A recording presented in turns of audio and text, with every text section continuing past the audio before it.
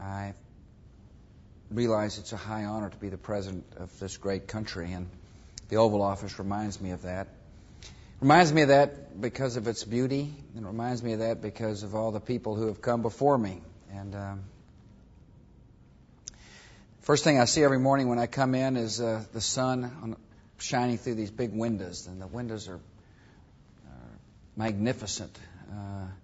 They let in the sunlight. It's a great place for me to view the wonderful South Lawn. And the rug we've designed, each president designs a rug, and the rug that Laura designed for the Oval Office captures the sun, and it helps make this room a open and optimistic place.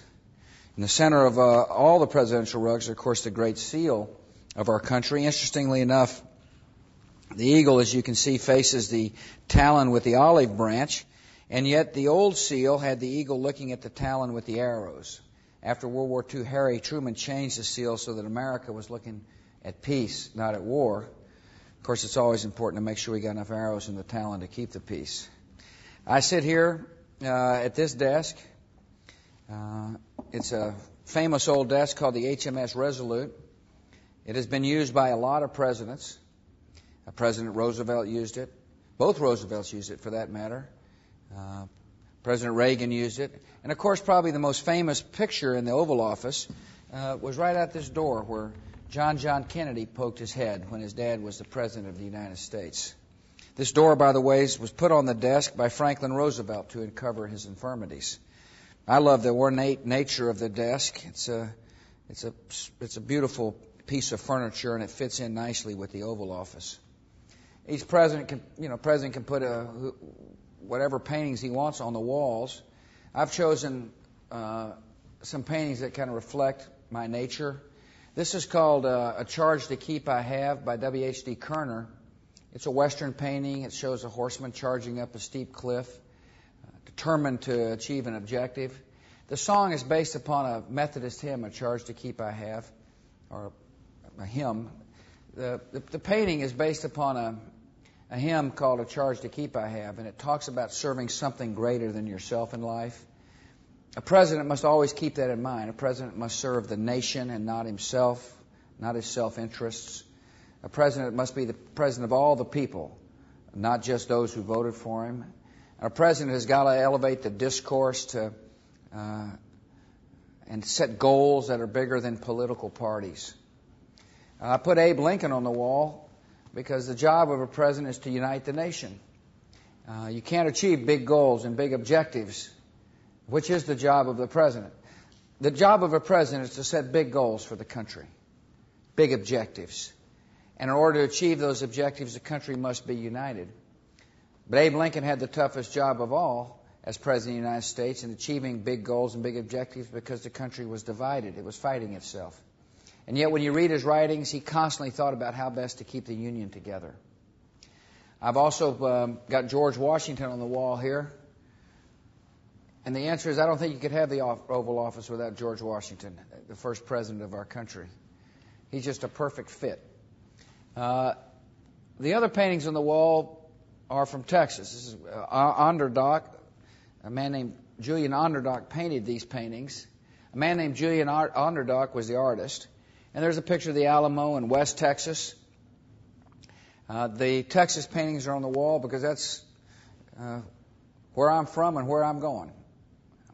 It's an honor to serve here in the Oval Office, but my home will be in Texas. This also is a Texas painting by a man named Tom Lee. He's a personal friend of Laura and mine. He passed away, unfortunately, this year.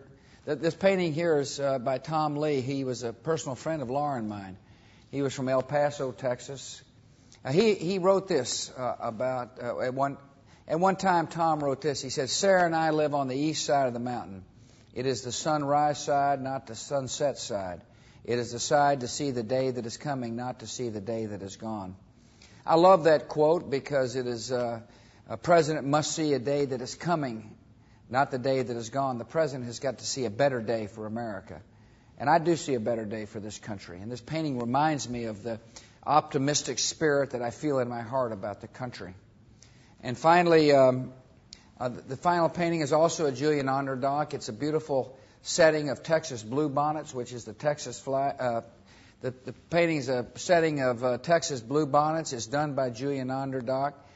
This kind of reminds me of our ranch in the Crawford area, and even though I don't get to spend as much time as I'd like to, just looking at the picture kind of reminds me of a place that Laura and I love. I've got 3 busts here in the Oval Office. The first that I'd like to show you is of Winston Churchill. This was on loan from the British government. My friend, the Prime Minister of Great Britain, heard me say that I greatly admired Winston Churchill, and so he saw to it that the government loaned me this, and I'm most honored to have this Jacob Epstein bust of Winston Churchill. I like Churchill because he was a great war leader. He was resolute, he was tough, he knew what he believed, and he had a fabulous sense of humor. And in this job, believe me, you've got to have a sense of humor. Otherwise, it makes the days awfully long and the nights awfully short. This is Abraham Lincoln. Again, Lincoln, as you can tell, is one of my favorite presidents because of not only because of his great wisdom and strength, but because he loved America and realized a united America is important for the future of our land. And finally, Dwight David Eisenhower, Ike.